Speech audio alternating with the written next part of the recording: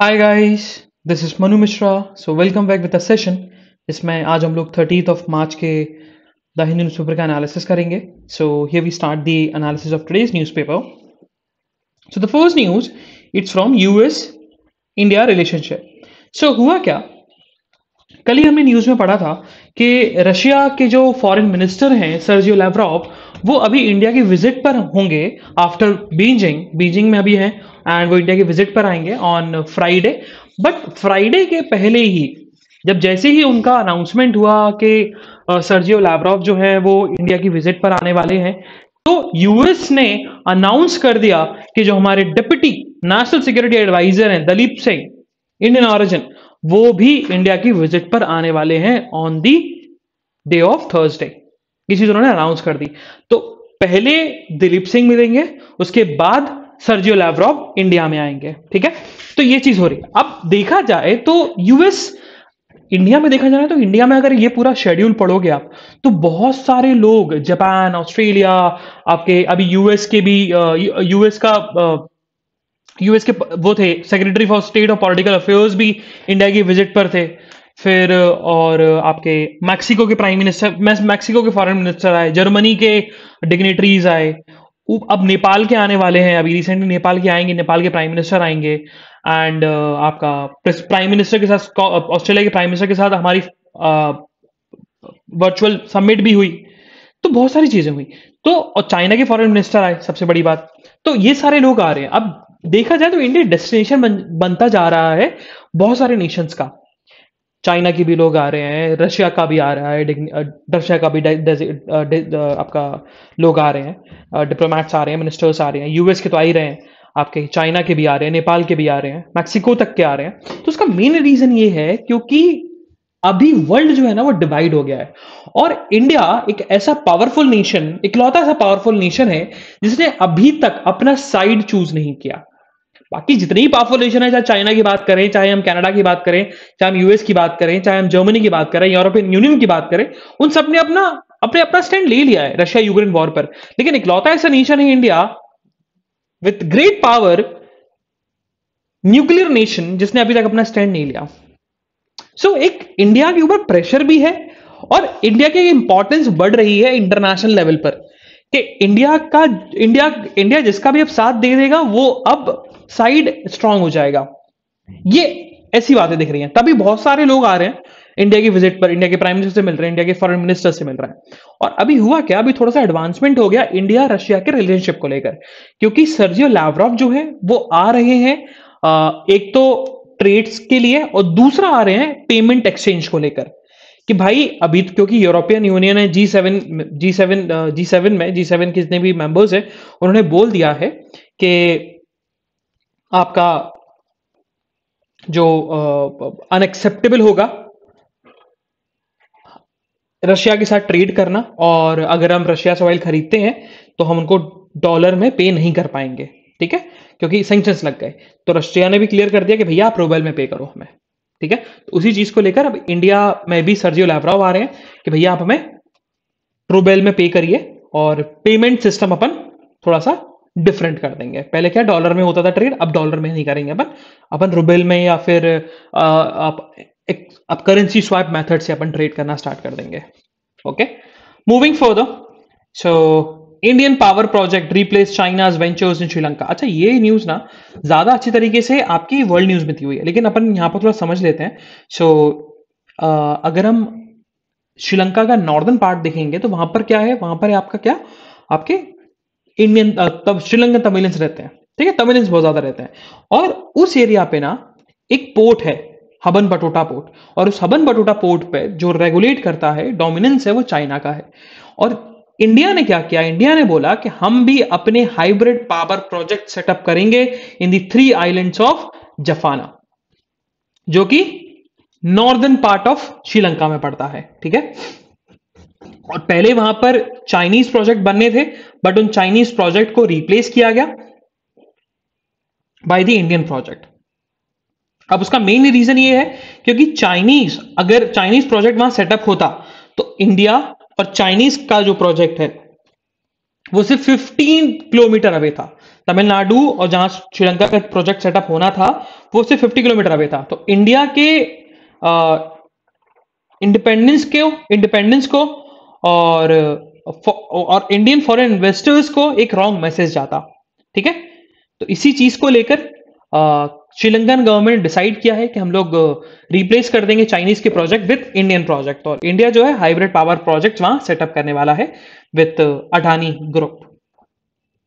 Moving further, अच्छा defence pact वाला world news में अच्छा दिया हुआ है, तो वर्ल्ड न्यूज में डिटेल में पढ़ेंगे है क्या क्या इंपॉर्टेंस रखता है।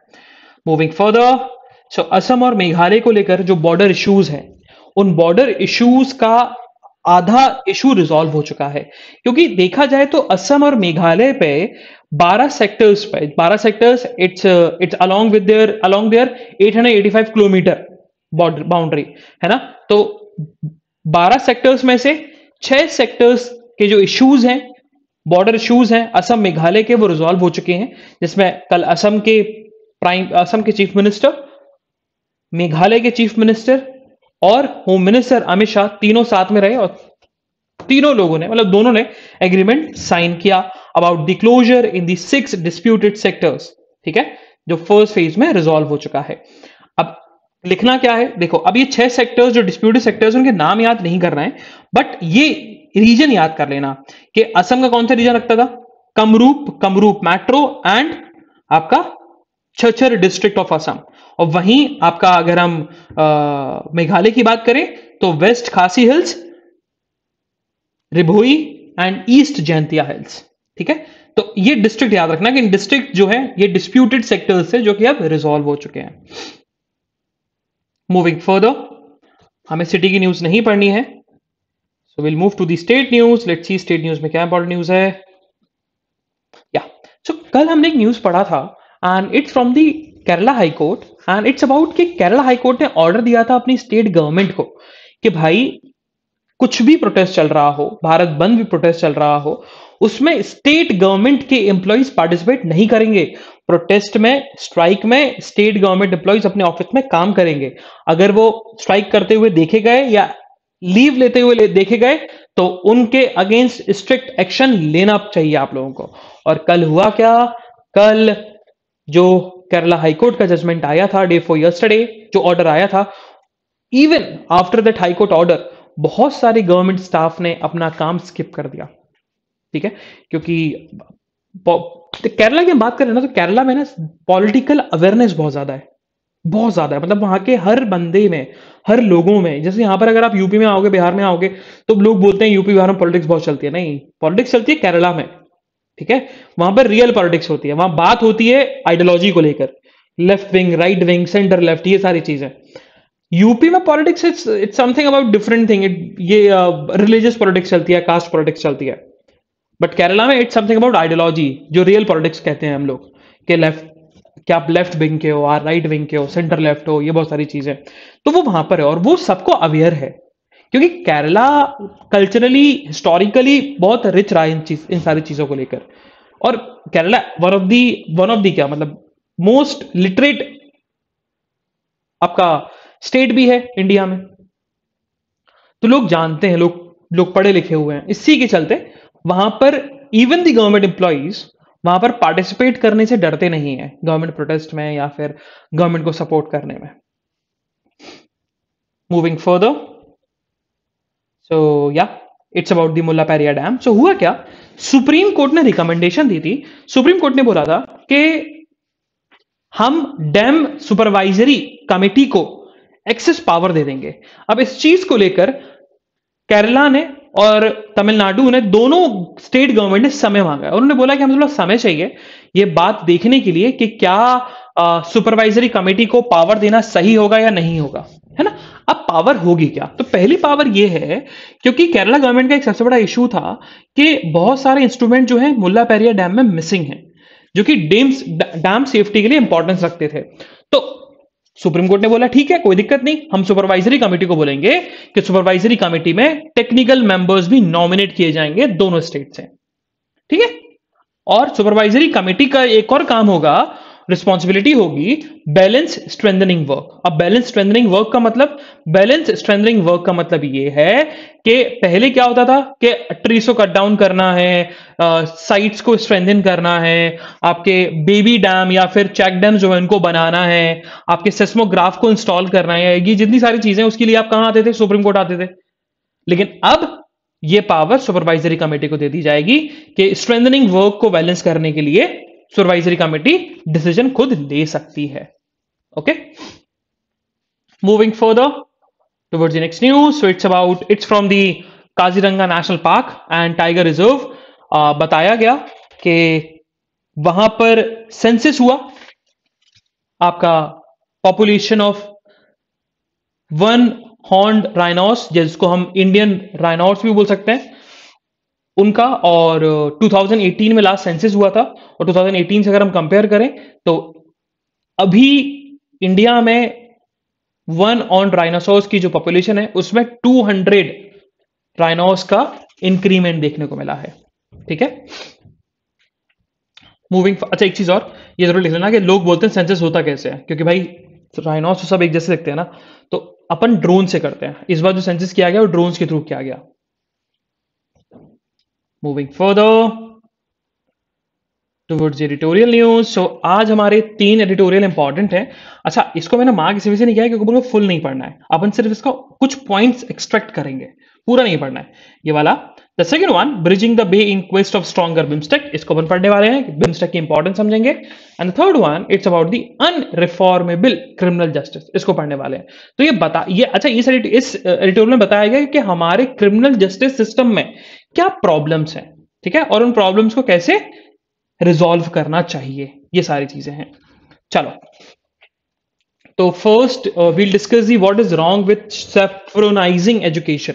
यहां पर जो ऑथर ने ना एडिटोरियल लिखा है वो एडिटोरियल लिखा है इन द कॉन्टेक्स्ट कि अभी जो गवर्नमेंट है और even vice president Venkaiah Naidu, उनका यह कहना है कि हमें मैकलॉ सिस्टम ऑफ एजुकेशन से दूर हटना है और हमारी एजुकेशन को इंडियनाइज करना है, इंडियनाइजेशन ऑफ एजुकेशन होना चाहिए, हम अपने कल्चर के बारे में पढ़ें। लेकिन ऑथर का यह कहना है कि हां, अब प्रॉब्लम भी है उसमें, है ना, there is a difference between the Indianisation of education and saffronising education. Saffron एक पार्ट है बस इंडियनाइजेशन ऑफ एजुकेशन का, बाकी Indianisation of education is a bigger ambit, उसमें बहुत सारी चीजें आती हैं। कैसे बताया गया ऑथर ने? देखो, सबसे पहले ऑथर ने बोला कि एन वेंकैया नायडू का यही कहना था कि जो मैकॉले सिस्टम ऑफ एजुकेशन है हमें उससे ओवरऑल होना चाहिए, मतलब हमें उससे दूरी बना के रखनी चाहिए। क्यों? क्योंकि ये सिस्टम ऑफ एजुकेशन जो है ये सेंस ऑफ इंफीरियोरिटी लेके आता है, हमारे ट्रेडिशनल एजुकेशन को रिप्लेस करता है, हमारे जो लैंग्वेजेस हैं लैंग्वेजेस को रिप्लेस करता है कॉलोनियल माइंडसेट से, इंग्लिश से, और उसके बाद हमारे हेरिटेज के ये अगेंस्ट है, हमारे हेरिटेज को इग्नोर करता है ये सारी चीजें। एंड हमारी जो एंशिएंट सिविलाइजेशन है, उनके आइडियाज हैं, उससे हमें डिस्कनेक्टेड रखता है। ऑथर ने बोला कि बिल्कुल सही बोला, गलत एक भी सेंटेंस नहीं है। मैकॉले जो सिस्टम एजुकेशन है ये सारी चीजें बिल्कुल करता है, बिल्कुल। एम वेंकैया नायडू का जो स्टेटमेंट था मैकॉले सिस्टम एजुकेशन को लेकर बिल्कुल सही है, बिल्कुल गलत नहीं है, एग्री खुद कर रहे थे ऑथर। उन्होंने बोला कि इवन रविन्द्रनाथ टैगोर का भी यही कहना था कि हमें मैकॉले सिस्टम एजुकेशन को फॉलो नहीं करना चाहिए। इसके चलते उन्होंने क्या बनाया, विश्व भारती यूनिवर्सिटी बनाई, one of the best university in India, है ना। उसके बाद अमर्त्य सेन हुए, सत्यजीत रे हुए, आपका महाश्वेता देवी हुई, ये सब आपकी इस यूनिवर्सिटी से एजुकेटेड है। और अमर्त्य सेन हुए, वो तो नोबेल प्राइज विनर है ना। और Satyajit Ray, one of the greatest film makers in the Indian film industry. Okay, so ये चीज बताया गया कि देखो, इंडियनाइजेशन ऑफ एजुकेशन से आप पीछे नहीं रहोगे, ऐसा नहीं है, आप आगे भी जा सकते हो, बिल्कुल जा सकते हो, जैसे अमर्त्य सेन गए, आपके सत्यजीत रे गए। लेकिन प्रॉब्लम है, जो कि प्रॉब्लम यहां बताई, उन्होंने बोला चैलेंजेस है। वो चैलेंजेस क्या है? चैलेंजेस उन्होंने फर्स्ट चैलेंज बोला, उन्होंने बोला फर्स्ट चैलेंज जो है, अगर हम बात करें डॉक्टर एस राधाकृष्णन, उन्होंने बोला था कि जब हमने रिलीजियस एजुकेशन इंप्लीमेंट किया तो रिलीजियस एजुकेशन का जो डेली शेड्यूल क्या होता था कि हम जब क्लास स्टार्ट होने के पहले कुछ मिनट्स हम लोग साइलेंट मेडिटेशन करते थे। जो फर्स्ट ईयर डिग्री कोर्स के जो बच्चे थे उनको हम लोग इंट्रोड्यूस कराते थे लाइफ्स ऑफ ग्रेट थिंकर्स के, गौतम हो गए, गौतम बुद्ध हो गए, कॉन्फ्यूशियस हो गए, जोरास्ट्रस हो गए, सॉक्रेट्स हो गए, ज्यूस हो गए, जीसस हो गए, आपके सोमकारा हो गए, रामानुजा हो गए, माधवा हो गए, मोहम्मद हो गए, कबीर हो गए, नानक हो गए, गांधी हो गए। तो इन सब की लाइफ से इंट्रोड्यूस कराया जाता था, और कुछ बच्चे इन्फ्लुएंस हो जाते थे किसी ना किसी थिंकर से। ऑथर का यह कहना है कि अगर, क्या अभी जो इंडियनाइजेशन ऑफ एजुकेशन आप लेके आ रहे हो, क्या आप इतना ओपननेस रखोगे अपने करिकुलम में कि आप great thinkers irrespective of any religion, उनके आइडियोलॉजीज को, उनके प्रिंसिपल्स को बच्चों को पढ़ाओ? पहला तो ओपन माइंड रखना पड़े, ओपन माइंडेड आप होगे इंडियनाइजेशन ऑफ एजुकेशन में, पहला चैलेंज ये है। क्योंकि आप तो सिर्फ बात करते हो गीता की, महाभारत की, but what about Gautam Buddha, what about Mahavir, what about Jainism, what about Confucius, what about Muhammad? ये भी तो बच्चे हैं। पहला चैलेंज ये है कि आप ओपन माइंड रख पाओगे। दूसरा चैलेंज यहां पर ऑथर ने बोला, दूसरा चैलेंज ऑथर ने यहां पर बोला कि जो सैफरन एजुकेशन है वो बहुत सारे टॉपिक्स को इंक्लूड करता है, लेकिन बहुत सारे टॉपिक्स को एक्सक्लूड भी करता है। बिल्कुल सही है ना? लेकिन देखा जाए तो हमने रामायण में हमने क्या पढ़ा? हमने रामायण में यही पढ़ा कि पति कैसा होना चाहिए? राम जैसा। पत्नी कैसी होनी चाहिए? सीता जैसी। पुरुष, पुरुषों में उत्तम, मतलब पुरुषोत्तम बोलते हैं, पुरुषोत्तम राम, कि राम इज एन आइडिया कि इंसान को कैसा होना चाहिए। Sita is an idea for a women, कि वुमेन को एक ऐसा होना चाहिए इंडियन कल्चर में। बट अगर आप एक के रामानुजन के एसेस पढ़ोगे रामायण को लेकर, तो उनके एक ऐसे में यह भी बात लिखी गई है कि सीता ने एक बार राम की बात नहीं मानी थी, है ना? राम को डांट दिया था। तो क्या आप वो ऐसे भी पढ़ाओगे? सीता ने राम को बिरेट किया था, तो क्या आप वो एसेज भी, वो प्रिंसिपल्स भी पढ़ाओगे जहां पर सीता ने राम को बिरेट किया हुआ है? पहली। दूसरी चीज ये है, पहला तो ओपन माइंड, कि आप सारे और अदर रिलीजन के लोगों को इंक्लूड करोगे, ओपन माइंडेड। दूसरा कि आप कुछ चीजों को एक्सक्लूड तो नहीं करने वाले, जैसे एक रामानुजन वाला उन्होंने एग्जाम्पल दिया ये। तीसरा जो चैलेंज है, थर्ड चैलेंज जो कि यहां दिया हुआ है, थर्ड चैलेंज वो है कि आप हमारे एंशियंट कल्चर को बिल्कुल पढ़ाओ, बिल्कुल पढ़ाओ, सनातन धर्म को पढ़ाओ, हमारे सारी चीजों को पढ़ाओ, लेकिन एंशियंट कल्चर के साथ साथ बहुत सारे ऐसे टॉक्सिक एजेंडाज हैं, बहुत सारे टॉक्सिक एजेंडाज हमारे सैफरन एजुकेशन में, क्या आप उनको भी पढ़ाने वाले हो? ठीक है, ये वाला चैलेंज है। देन ऑथर का यही कहना है कि देखा जाए तो saffronisation of education and Indianisation of education, ये दोनों डिफरेंट चीजें हैं। क्योंकि सैफरनाइजेशन ऑफ एजुकेशन जो है वो सिर्फ ऑर्थोडॉक्स ट्रेडिशंस को फॉलो करता है, लेकिन इंडियनाइजेशन ऑफ एजुकेशन जो है includes both orthodox and heterodox traditions of India को। ठीक है, इसमें ब्राह्मणिकल स्कूल भी हैं, बुद्धिज्म स्कूल भी हैं, जैनिज्म स्कूल भी हैं, सबको भी इंक्लूड किया गया। और इंडियनाइजेशन एजुकेशन जो है वो, उसके बहुत सारे कलर्स होते हैं बिसाइड सैफरन, ग्रीन कलर भी है, मतलब मुस्लिम इस्लाम रिलीजन भी पढ़ाया जाता है इंडियनाइजेशन में। ठीक है, ये सारी चीजें बताई। अब ऑथर यहां पर थोड़ा मूव करेगा। ऑथर का ये कहना है कि अभी तो हमने डिस्कस किया सोशल साइंस को लेकर, हमने भी डिस्कस किया ह्यूमैनिटीज को लेकर, लेकिन व्हाट अबाउट साइंस? तो क्या सिर्फ हम साइंस, देखो दो दो पॉइंट्स रखे हैं यहां पर ऑथर ने। पहला पॉइंट उन्होंने रखा है कि अगर हम स्टेम की बात करें, स्टेम मतलब science, technology, engineering and mathematics, ये तो यूनिवर्सल है ना? बहुत सारे लोग मानते हैं यूनिवर्सल है। तो क्या आप जापान वाली मेथोडोलॉजी अपनाओगे कि साइंस की बुक हो गई, मैथमेटिक्स की बुक हो गई, इंजीनियरिंग की बुक हो गई, टेक्नोलॉजी की बुक हो गई, इसको आप अपनी लैंग्वेज में ट्रांसलेट कर लो, है ना? या तो वो मेथोडोलॉजी, या तो आप हमारे एंशियंट साइंस वाले, मतलब हमारे सूडो साइंस वाले कॉन्सेप्ट पर चले जाओ, जहां पर बहुत सारे मिनिस्टर्स का यह भी कहना था कि टेस्ट ट्यूब बेबी वाला जो कॉन्सेप्ट है वो तो हमारे महाभारत में आ चुका था, है ना? तो क्या हम वैसा साइंस पढ़ेंगे? ये सारी चीजें यहां पर ऑथर ने बोली हैं कि साइंस को लेकर थोड़ा सा एक एक डिलेमा बना हुआ है कि करना क्या है। क्या हमें अपने कल्चर वाली साइंस को पढ़ाना है, सूडो साइंस को पढ़ाना है, या इसी साइंस को पढ़ाना है only by translating into our languages? ये चीज यहां पर ऑथर ने बोली है। Moving further towards the next editorial, that's about the bridging the way in quest for a stronger BIMSTEC. अब यहां पर BIMSTEC को लेकर बोला गया। ऑथर ने सबसे पहले यही स्टार्ट किया, आपने कल पढ़ा भी था कि श्रीलंका इस बार 5th bay of Bengal initiative for multi sectoral technical and economic corporation summit को होस्ट करने वाला है। बिल्कुल अच्छा है, बिल्कुल करे। और आज आज ही 30 मार्च है, आज ही स्टार्ट हो जाएगा, आज इसका वर्चुअल समिट होने वाली है। बताया गया कि इस स्पेशल ओकेजन पर जो बिम्स्टेक के लीडर हैं वो एक मोमेंटम क्रिएट कर देंगे कि bay of Bengal region, bay of Bengal वाला जो रीजन है उसमें सारे कंट्रीज कोलैबोरेट करे, कमिट करे for the security and development of all के लिए।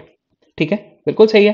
एंड ऑथर का ये कहना है कि ये हम इस समिट से एक्सपेक्ट कर सकते हैं कि एक मोमेंटम क्रिएट हो जाएगा for the collaboration among the countries like India, Bhutan, Nepal, Myanmar, Sri Lanka and Thailand. ठीक है, ये चीज बताया गया, मतलब एक टीम वर्क की तरह चलेंगे। और अभी देखा जाए तो ये थोड़ा यूनिक भी है बिम्स्टेक। अब यूनिक इसी वजह से है क्योंकि इस बिम्स्टेक में जहां पर म्यांमार को सबने आइसोलेट कर दिया था, इस बिम्स्टेक समिट में म्यांमार को इंक्लूड किया गया। ठीक है, जो जहां पूरा वर्ल्ड आइसोलेट कर रहा है म्यांमार को, वही बिम्स्टेक में म्यांमार को बोला गया कि आप भी आइए, आप भी इस बिम्स्टेक का हिस्सा हैं और मीटिंग अटेंड करिए। बिल्कुल ठीक है, गलत बिल्कुल नहीं है, अच्छा है।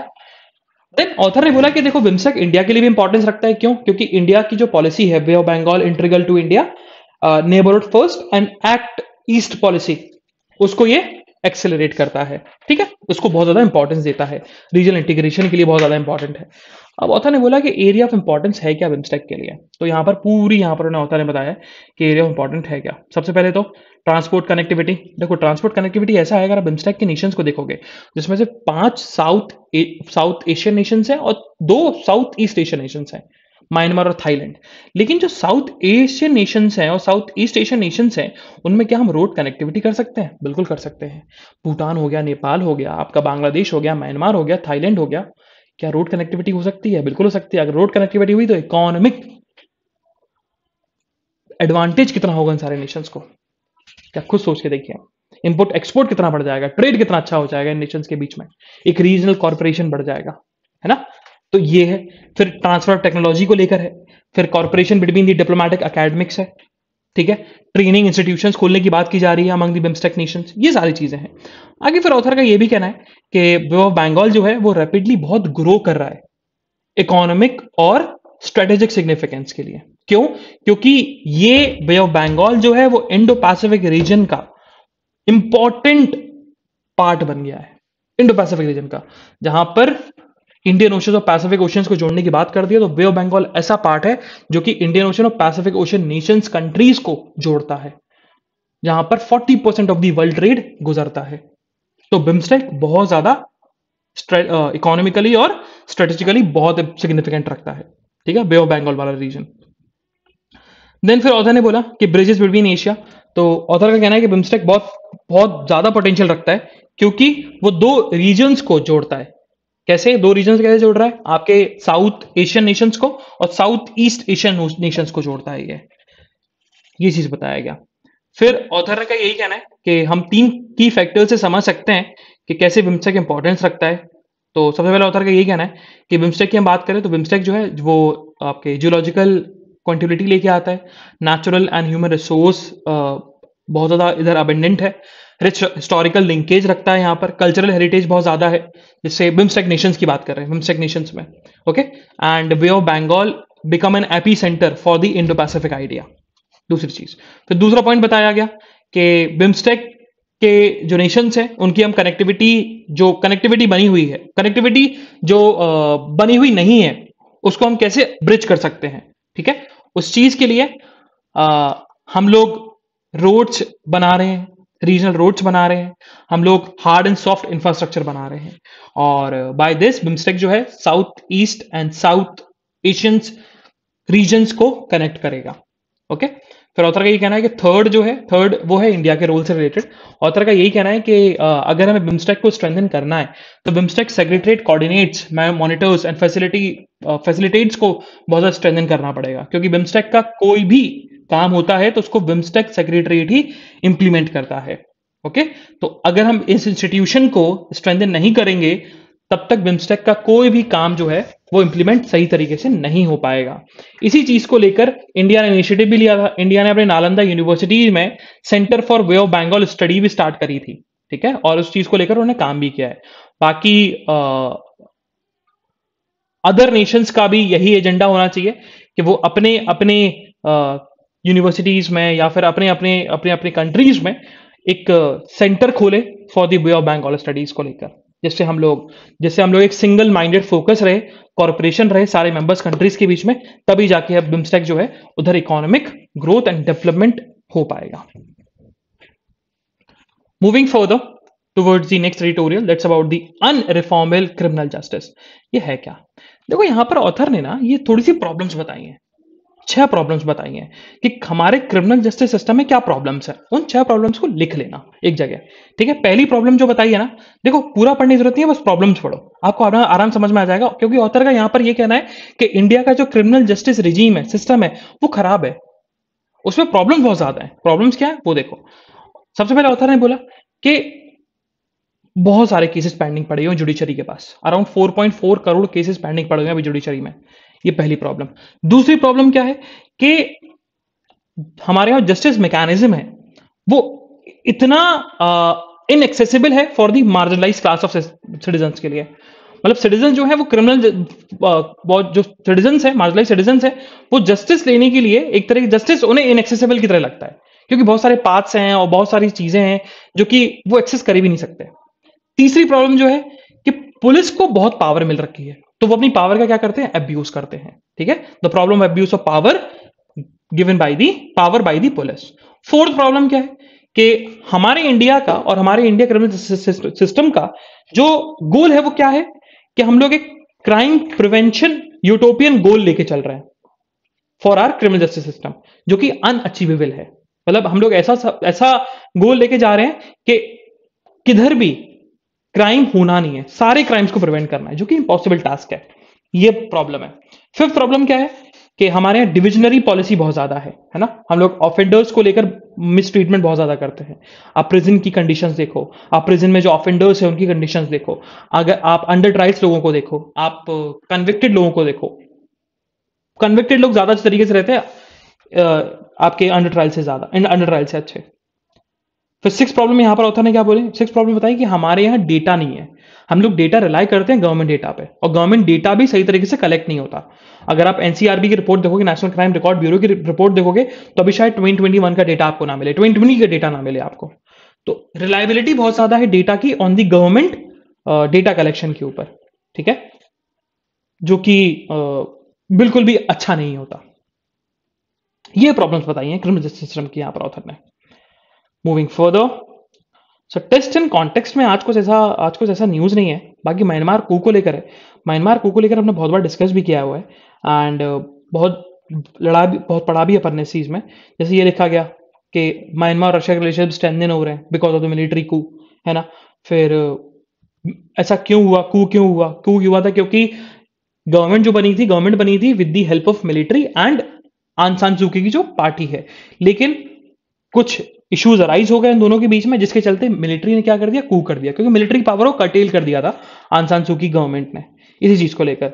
फिर ये कू लीडर्स के बारे में दिया गया, जो कि हमारे लिए बिल्कुल भी इंपॉर्टेंस नहीं है।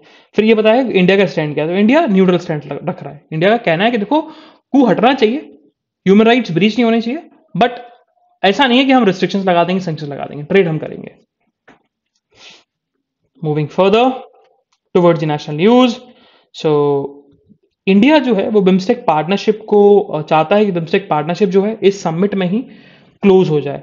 अब क्या है बिम्स्टेक चार्टर या बिम्स्टेक पार्टनरशिप? इट्स अबाउट के बिम्स्टेक नेशंस के बीच में एक ऐसा पार्टनरशिप होनी चाहिए कि जो मेंबर्स नेशंस हैं वो खुद supply and value chain create कर दें, है ना, कि हमें एक्सटर्नल कंट्रीज के ऊपर डिपेंडेंट ना होना पड़े और एक्सटर्नल शॉक ना लगे। जैसे कि मान के चलो हम जूट लेते हैं बांग्लादेश से भी लेते हैं और आपका यूएस से भी लेते हैं। मान के चलो कोविड जैसा कोई सिनेरियो फिर से आ गया, पैंडेमिक आ गया, तो यूएस तो बंद कर देगा, लेकिन हमारे पास एक और पर्सन तो है, एक और कंट्री है जो हमें जूट सप्लाई कर रहा है, दैट इज बांग्लादेश। तो हमें ऐसा मैकेनिज्म लेके आना है between the BIMSTEC nation. Moving further, so ministry of home affairs का यही कहना है कि जब से आर्टिकल 370 हटा है, 34 आउटसाइडर्स ने जम्मू एंड कश्मीर में जमीन खरीदी है। ये उन्होंने डेटा दिया हुआ है। मूविंग फर्दर, सो मोदी ने कल पार्लियामेंट में मेंबर ऑफ पार्लियामेंट से यही बोला कि आप सोशल वेलफेयर स्कीम्स हैं उनको आप अवेयर कराओ, लोगों को प्रमोट करो, है ना, बताओ उनको कि भाई ये स्कीम्स चल भी रही हैं तो वो स्कीम्स का फायदा उठा सकते हैं। मूविंग फर्दर, सो गवर्नमेंट, अच्छा राज्यसभा में क्वेश्चन उठा, राज्यसभा में क्वेश्चन ये उठा कि भाई बहुत सारी जगह से रिपोर्ट आई है और रिपोर्ट में ये पता लगा है कि अगर आप वैक्सीन्स को अगर आप वैक्सीन्स को मिक्स करते हो, मतलब कोवैक्सीन पहले लगा लो फिर कोविड या आप पहले कोविशील्ड लगवा लो फिर कोवैक्सीन लगवा लो, या कोवैक्सीन पहले लगवा लो फिर कोविशील्ड लगवा लो, मतलब मिक्सिंग कर लो फर्स्ट और सेकंड डोज में डिफरेंट वैक्सीन लगवाओ तो ज्यादा अच्छा इंपैक्ट दिखता है। लेकिन गवर्नमेंट का ये कहना है, राज्यसभा मेंबर ने बोला कि गवर्नमेंट का ये कहना है कि अभी हम लोग अनडिसाइडेड है मिक्सिंग ऑफ वैक्सीन को लेकर, क्योंकि हमारे पास इनएडिक्वेट डेटा है। जब तक डेटा नहीं आता था सही तरीके से तब तक हम लोग कॉल नहीं लेते, मिक्सिंग ऑफ वैक्सीन पर नहीं ले पाएंगे। मूविंग फर्दर, सो जो social justice and empowerment ministry है, उनका यही कहना है कि क्योंकि कल क्या राज्यसभा में बहुत बात उठी, राज्यसभा में बहुत रकस क्रिएट हुआ, और रकस ये था कि जो आपके लोकल बॉडीज के इलेक्शंस होते हैं, लोकल बॉडीज के इलेक्शंस में ना ओबीसी कोटा देना चाहिए, होना चाहिए। लेकिन उस चीज को लेकर यहां पर बताया गया कि जो social justice and empowerment ministry है उसने इन्फॉर्म किया है इन द रिटन रिप्लाई कि ओबीसीज की डेटा जो है वो अभी इनएक्यूरेट है, हमारे पास डेटा है ही नहीं, we lack information about the data enumeration of the OBCs. तो जब तक हमारे पास कंप्लीट इंफॉर्मेशन नहीं आ जाती, एक्यूरेट इंफॉर्मेशन नहीं आ जाती about the data of OBCs को लेकर, हम लोग रिजर्वेशन नहीं लेके आ सकते लोकल बॉडीज के इलेक्शंस में। Moving further, so information and broadcasting ministry ने बताया है कि 2019 से लेकर अभी तक गवर्नमेंट ने अराउंड 625 करोड़ रुपए खर्च किया है एडवर्टीजमेंट पर। ओके, मूविंग फर्दर, या सो मॉस्को जो है इंसिस्ट कर रहा है G7 नेशंस पर और यूरोपियन नेशंस पर कि अगर आपको हमसे ऑयल खरीदना है या क्रूड ऑयल खरीदना है या गैस खरीदनी है तो भैया फ्री में नहीं मिलती, आपको रूबल में पे करना पड़ेगा, है ना, क्योंकि आपने तो सैंक्शंस लगा दिए, डॉलर में पे कर नहीं पाओगे, रूबल में पे करो अब। Moving further, now this news is something very very important from today's newspaper, and that's about कि श्रीलंका और इंडिया के बीच में डिफेंस पैक्ट हुआ है। दो डिफेंस पैक्ट हुआ है। पहला डिफेंस पैक्ट ये है कि इंडिया जो है ना free of cost floating dock facilities चलाएगा इंडिया श्रीलंका के बीच में। दूसरा कि इंडिया जो है वो free of cost India to Sri Lanka aircraft चलाने वाला है, फ्री ऑफ चार्ज। अब उससे होगा क्या, इंडिया ने श्रीलंका के वाटर और एयर पर अपना डोमिनेंस क्रिएट कर दिया, वहीं चाइना ने आपका हम्बनटोटा पोर्ट पर अपना कंट्रोल रख लिया। तो इससे इंडिया भी चाइना के एक्टिविटीज को देख सकता है कि इंडिया को आगे चलकर कहीं बॉर्डर इश्यूज ना झेलने पड़े श्रीलंका के साथ। मूविंग फर्दर, सो बिजनेस न्यूज में ऐसी कुछ न्यूज नहीं है जो हमारे एग्जामिनेशन पर्सपेक्टिव के लिए इंपॉर्टेंट हो। Same goes with the sports news. So this is the analysis of today's newspaper. हम लोग कल फिर मिलेंगे with some exciting news, exciting current affairs. तब तक के लिए bye bye, have fun and enjoy your day. Bye bye guys.